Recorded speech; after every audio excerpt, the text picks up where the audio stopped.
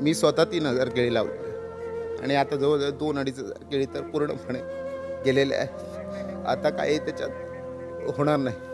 आणि दुसरी गोष्ट म्हणजे माझा पूर्ण उदरनिर्वाह ते केळीवरतीच आहे आणि सगळं होतेच होतं जाऊन गेलं आहे. म्हणजे काय आता 2 महिन्यात त्याचं उत्पन्न येणार. वर्षाकाठी आम्हाला 5-6 लाख 7 लाख 8 लाख 10 पर्यंत आम्ही जातो. पण आता हे काय घातलेला खर्च पण मिळणार नाही. मग काय करायचं?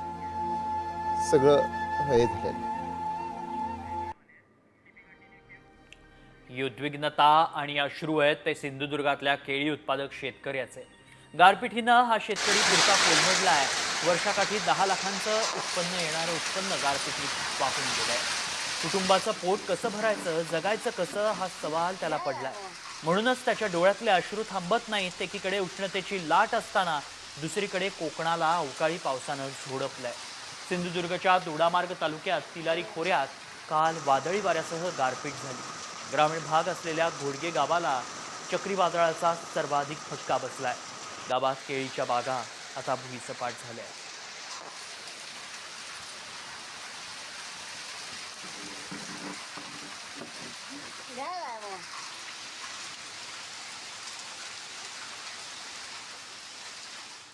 त्यामुळे सरकारनं तातडीनं मदत करावी अशी मागणी शेतकरी करतोय. पुढची बातमी. एलन मस्क यांनी बारामतीच्या कृषी विज्ञान केंद्राच्या क्रांतिकारी AI प्रकल्पाची दखल घेतली आहे. मायक्रोसॉफ्टच्या सत्या नडेलांनी बारामती ॲग्रो प्रकल्पाबाबतचा एक व्हिडिओ शेअर केला होता.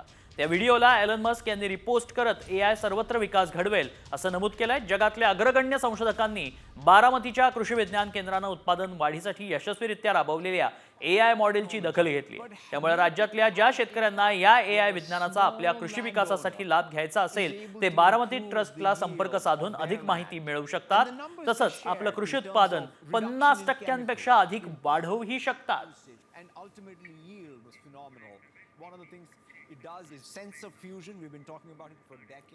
दरम्यान एलन मस्क आणि सत्या नडेला या जागतिक अग्रगण्य संशोधकांनी बारामती ॲग्रोच्या AI प्रकल्पाची दखल घेतली. कारण बारामतीच्या कृषी विकास केंद्राच्या माध्यमातून AIचा क्रांतिकारी वापर करून शेती उत्पादन वाढवण्याचा यशस्वी प्रयोग राबवण्यात आला. ऊसाचं तब्बल 40% उत्पादन वाढल्याचं या प्रकल्पातून सिद्ध झालंय. देशात हा प्रकल्प पहिल्यांदाच राबवला गेलाय. शेतकऱ्यांनी विचारलं की साहेब फरक आहे, तर मी तो शेतकरी तोच आहे, जमीन तीच आहे, ऊस तोच आहे, पण तरी सुद्धा तुमचं कमीत कमी उत्पन्न आम्ही 40% वाढवणार आहोत. कमीत कमी तुम्ही 40% खर्च शेताचा ऊसाचा खताचा खर्च कमी करणार आणि कमीत कमी 40% पाण्याचा खर्च कमी करणार आहोत आणि त्याच्यामुळं खर्च कमी उत्पन्न जास्त हे सुद्धा होणार. म्हणजे फक्त आम्ही त्याचं ज्ञानाचं इनपुट त्याच्यामध्ये टाकलेलं आहे. त्यातल्या शेतकऱ्याचं जे स्किल आहे, आज शेतकरी आहेत का 80-90% आहेत, पण हजारातला एखादा. या इथे आपल्या टेक्नॉलॉजीमुळे कुठलाही शेतकरी हे काम करू शकेल आणि त्याला तेवढं उत्पन्न मिळू शकेल. हे याचं वैशिष्ट्य आहे. आणि किती कॉस्ट त्याला? 5,000 रुपये एकराला. कुठलाही शेतकरी नाही म्हणू शकत नाही की मला हे परवडत नाही म्हणून. आणि गेम चेंजर ठरलेल्या AI तंत्रज्ञानानं शेतकऱ्यांना काय फायदा होणार आहे जाणून घेऊ. 40% उत्पादनात वाढ, 60% पाण्याची बचत होईल, खतांची मोठी बचत, एकेरी केवळ 5,000 रुपयेच खर्च.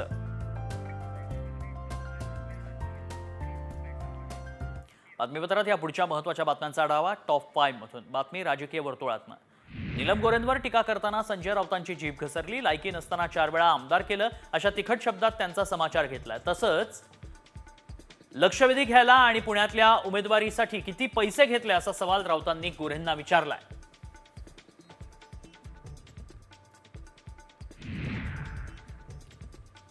सुषमा अंधारे या नीलम गोऱ्हे यांच्यावर अब्रू नुकसानीचा दावा दाखल करणार आहेत. नीलम गोऱ्हे यांनी जाणीवपूर्वक ठाकरेंच्या शिवसेना पक्षाची आणि पक्षप्रमुखांची प्रतिमा मलिन करण्याच्या हेतूनं बेताल वक्तव्य केल्याचा आरोप अंधारेंनी केलाय. नाक घासून माफी मागितली तरी लढा सुरूच राहणार असल्याचं अंधारेंनी म्हटलंय.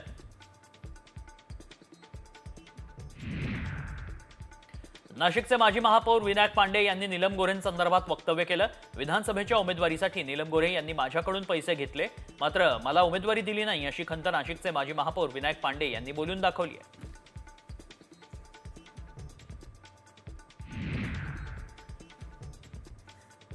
नीलम गोऱ्हेंनी केलेल्या आरोपांच्या वादात आता संजय राऊतांनी शरद पवारांनाही ओढलंय. शरद पवारांनी या राजकीय चिखलफेकीची जबाबदारी घ्यावी, त्यांनी घटनेचा निषेध करावा अशी मागणी राऊतांनी केली.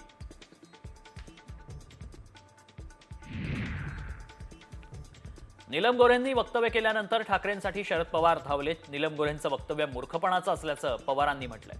गोऱ्हेंना कमी काळात विविध पक्षांचा अनुभव असल्याचा टोलाही पवारांनी हाणलाय.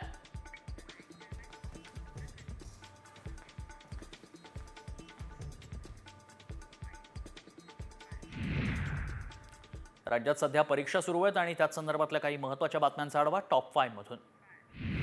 जळगावमध्ये 10वीच्या सीबीएसई परीक्षेत सर्रासपणे कॉपी सुरू असल्याचं समोर आलंय.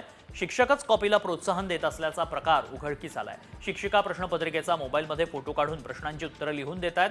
जळगाव जिल्ह्यातील याबल तालुक्यातील किनगाव येथील नेहरू विद्यालय केंद्रात कॉपीचा हा प्रकार समोर आलाय.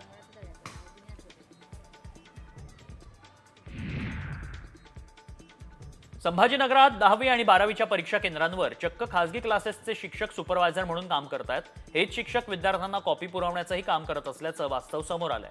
फुलंब्री तालुक्यात कोचिंग क्लासेसचे 9 तर खासगी इंग्रजी शाळांचे 2 शिक्षक सापडले.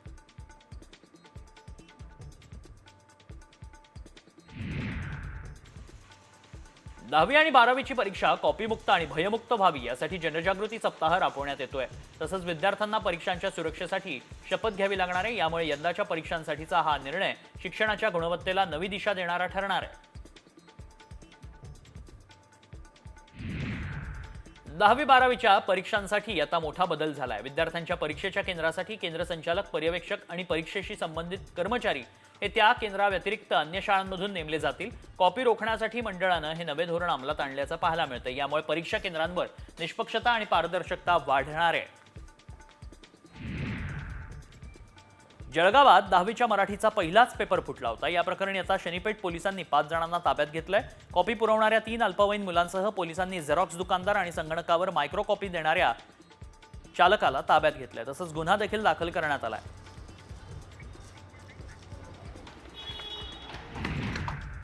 एक महत्त्वाची बातमी समोर येते. राज्याचे कृषी मंत्री माणिकराव कोकाटेंना तात्पुरता का होईना पण दिलासा मिळालाय. कोकाटेंना 1 लाख रुपयाच्या जातमुचलक्यावर जामीन मंजूर करण्यात आलाय.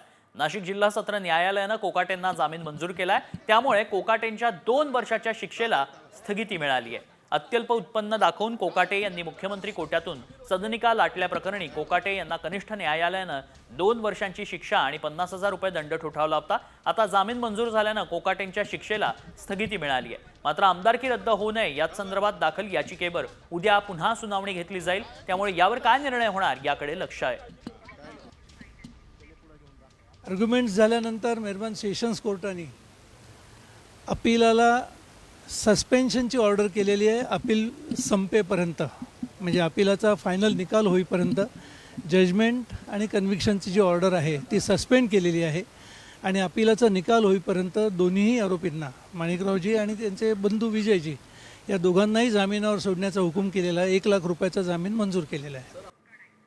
आणि आता मुंबईतील काही महत्त्वाच्या घडामोडींचा आढावा टॉप 5 मधून. उद्धव ठाकरे, रश्मी ठाकरे आणि राज ठाकरे मुंबईत एका वरिष्ठ प्रशासकीय अधिकाऱ्याच्या घरगुती सोहळ्यात एकत्र दिसलेत. यावेळी त्यांच्यात खेळीमेळीच्या वातावरणात चर्चा झाल्याचं दिसलं. ठाकरे बंधूत मतभेद असले तरी मनभेद नसल्याचं पुन्हा एकदा स्पष्ट झालंय.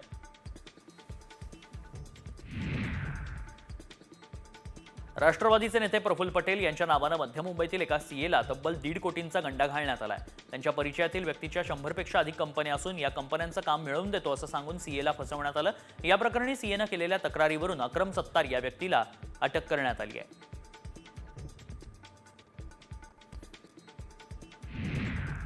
दिव्यातील अनधिकृत इमारतींवर कारवाई करण्यासाठी आलेल्या मनपा अधिकाऱ्यांचा ताफा स्थानिकांनी अडवलाय.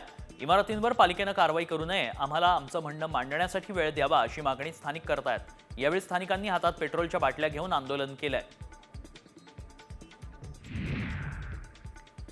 कल्याण डोंबिवलीतील पाणीपुरवठा गुरुवारी बंद राहणार आहे. मुख्य जलवाहिन्यांच्या दुरुस्तीसाठी सकाळी 10 ते रात्री 10 वाजेपर्यंत पाणीपुरवठा बंद राहील. याच पार्श्वभूमीवर नागरिकांनी पाण्याचा पुरेसा साठा करून ठेवावा असं आवाहन पालिकेनं केलंय. बदलापुरातील अक्षय शिंदे एन्काउंटर प्रकरणी आता सुनावणी 28 फेब्रुवारीला होणार आहे. मुंबई उच्च न्यायालयात सुनावणी पार पडली. उच्च न्यायालयात प्रकरण असतानाच ठाणे सत्र न्यायालयात संजय शिंदेंनी कशाच्या आधारावर रिव्हिजन दाखल केली असा सवाल अक्षय शिंदेचे वकील अमित कटारनवरेंनी केला आहे. त्यावर आता शुक्रवारी सुनावणी होणार आहे.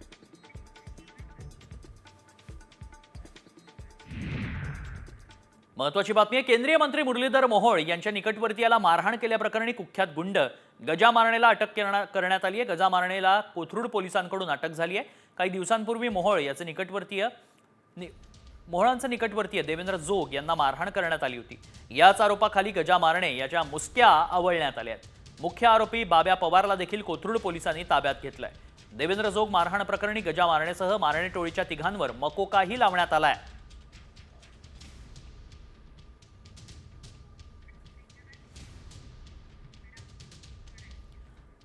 बातमी पुण्यातील महत्त्वाच्या घडामोडींचा आढावा टॉप 5 मधून. पुण्यातील कुख्यात गुंड गजा मारणे टोळीवर मकोका लावण्यात आलाय. केंद्रीय मंत्री मुरलीधर मोहोळ यांच्या कार्यकर्त्यांवर गजा मारणे टोळीनं हल्ला केला होता. त्याची दखल घेत पोलिसांनी 3 आरोपींची धिंड काढली, मकोका लावलाय.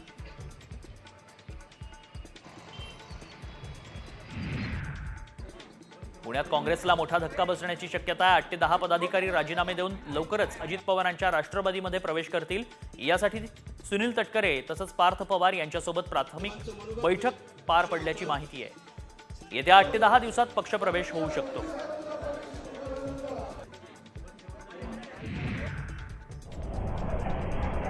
मुंबई पुणे बायपासवर कारनं दुचाकीला बेदरकारपणे धडक दिली आहे. भरधाव कारच्या धडकेत दुचाकी चालक जखमी झालाय. डॅशकॅम फुटेजमध्ये अपघाताची घटना चित्रित झाली.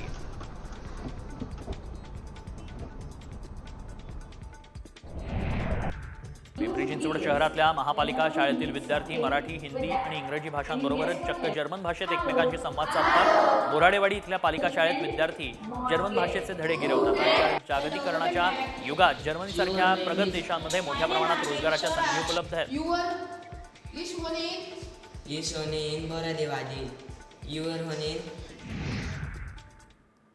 धक्कादायक बातमी. सख्या आईनं आणि आजीनंच आपल्या अपंग मुलीची हत्या केली आहे. ही धक्कादायक घटना ठाण्यातील नौपाडा येथील गावदेवी परिसरात घडली आहे.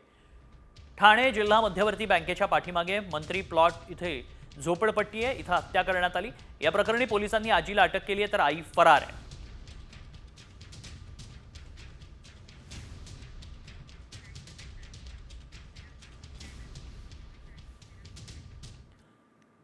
बातमी नाशिकमधून. नाशिक महानगरपालिकेची दर्ग्यावर केलेली अतिक्रमण कारवाई वादात सापडण्याची शक्यता आहे. दर्गा ट्रस्टचे पदाधिकारी महानगरपालिकेविरोधात उच्च न्यायालयात जातील. हिंदू संघटनांच्या आंदोलनाच्या इशाऱ्यानंतर शनिवारी पालिकेनं अतिक्रमण काढलं होतं.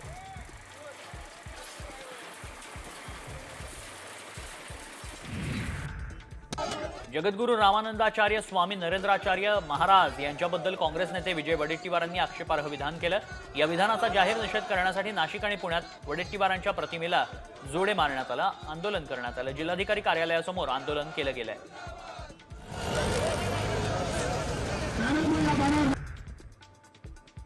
नाशिकच्या आडगाव शिवारात असलेल्या टाकेकर शिक्षा संकुलात विद्यार्थ्यांच्या जीवाशी खेळ सुरू आहे. कॉलेजच्या हॉस्टेलमध्ये दिल्या जाणाऱ्या जेवणात चक्क अळ्या आढळल्या आहेत. मेस चालकांवर कॉलेज प्रशासनाकडून अद्याप कारवाई झाली नसल्याचा विद्यार्थ्यांनी आरोप केलाय.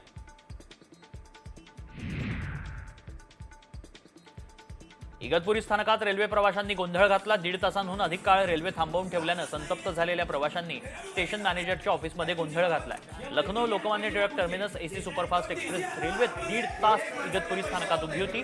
रेल्वे तात्काळ सोडण्याची मागणी करत गोंधळ घालण्यात आला. शिवसेना ठाकरे गटाचे उपजिल्हाप्रमुख संतोष बळीत यांचे कार अपघातात निधन झाले. संतोष बळीत हे नाशिक येथे विवाह समारंभ आटोपून लासलगाव मार्गे मनमाडला जात असताना वाहेगाव साळ शिवारात त्यांच्या कारचा अपघात झाला. त्यात त्यांचा मृत्यू झालाय.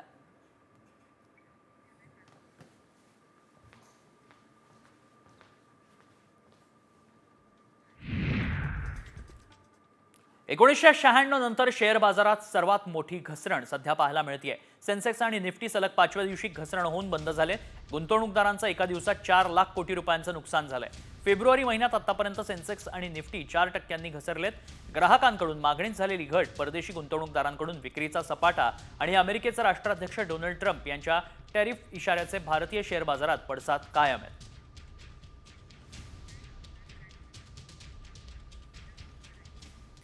मराठवाड्यातील काही महत्त्वाच्या घडामोडींचा आढावा आता टॉप 5 मधून घेऊया. संतोष देशमुख हत्या प्रकरणातील अद्याप एक आरोपी फरार आहे. त्यामुळे मस्साजोग ग्रामस्थांनी अन्नत्याग आंदोलन सुरू केलंय. आंदोलनाबाबत वारकरी संप्रदायानं मोठा निर्णय घेतलाय. अन्नत्याग आंदोलनात वारकरी सहभागी होणार आहेत. अन्नत्याग आंदोलनाला पाठिंबा देण्यासाठी वारकरी संप्रदायाचे प्रतिनिधी गावात दाखल झालेत. शपथपत्रात खोटी माहिती दिल्याप्रकरणी धनंजय मुंडेंच्या विरोधातील याचिकेवर सुनावणी पुढे ढकलण्यात आली आहे. 15 मार्च रोजी या प्रकरणाची सुनावणी होणार आहे. विधानसभा निवडणुकीत मंत्री धनंजय मुंडेंनी शपथपत्रामध्ये खोटी माहिती दिल्याची तक्रार करुणा मुंडेंनी केली आहे. नंदुरबार जिल्ह्यात तापमानाचा पारा चढाच आहे. थंडी गायब होऊन जिल्ह्यात उन्हाचे चटके बसतात. तापमानानं 37°C पारा गाठला असून नागरिक सूर्याच्या प्रकोपानं हैराण झालेत. उन्हाळ्याची चाहूल लागतात छत्रपती संभाजीनगरात पाण्याची टंचाई निर्माण झाली आहे. अनेक वसाहतींमध्ये टँकरच्या फेऱ्या 330 पर्यंत पोहोचल्यात. खासगी टँकरच्या फेऱ्यांची संख्या 900 पेक्षा अधिक आहे. टँकरच्या पाण्यासाठी पालिकेचा लाखोंचा खर्च होतोय. तुळजापुरात एकाच रात्रीत चोरट्यांनी 4 घरफोड्या केल्या. तुळजाई नगरातील 2 घरं, लगतच्या शिंदे प्लॉटिंगमध्ये 2 घरं असं एकूण 4 घरं फोडण्यात आली. दरम्यान या वाढत्या चोरीच्या घटनेमुळे नागरिकांमध्ये भीतीचं वातावरण निर्माण झालंय.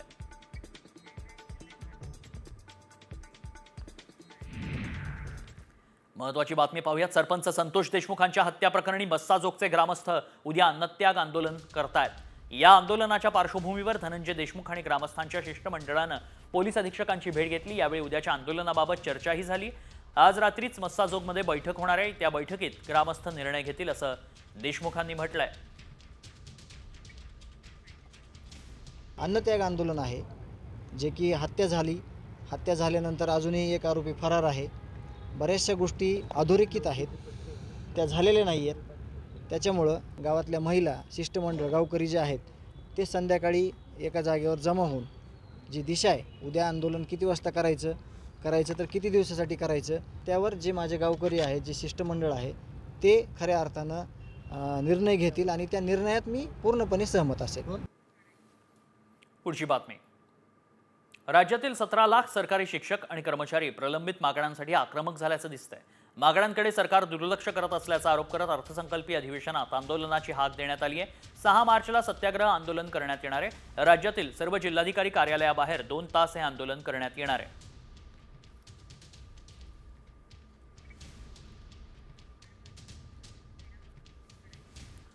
विदर्भातील काही महत्त्वाच्या घडामोडींचा आढावा टॉप 5 मधून. बुलढाण्यातील केस गळतीचा केंद्राचा अहवाल अजूनही प्रसिद्ध झालेला नाही. राज्य सरकारही याकडे गांभीर्याने लक्ष देत नाही असा आरोप ठाकरे गटाच्या नेत्या जयश्री शेळके यांनी केलाय. दरम्यान गव्हामध्ये सेलेनियम असल्यानं केस गळतीचा दावा करण्यात आला असून लवकरात लवकर अहवालाची मागणी शेळकेंनी केली आहे.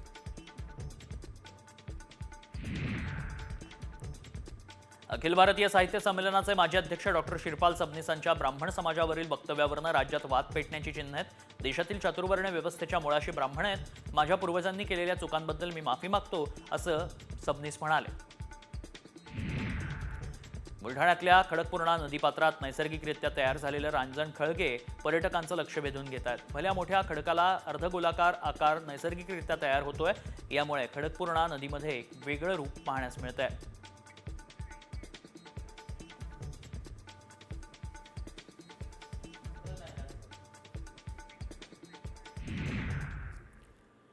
बातमी तुमच्यासाठी आहे. तुम्ही आयफोन घ्यायचा विचार करत असाल तर तुम्हाला फक्त 500 रुपयात मोबाईल मिळू शकतो. कारण ऑनलाईन शॉपिंग साईटवर 500 रुपयात आयफोन उपलब्ध आहे. मात्र खरंच आयफोन स्वस्तात विकले जात आहेत का याची आम्ही पडताळणी केली. तेव्हा काय सत्य समोर आलं पाहूया.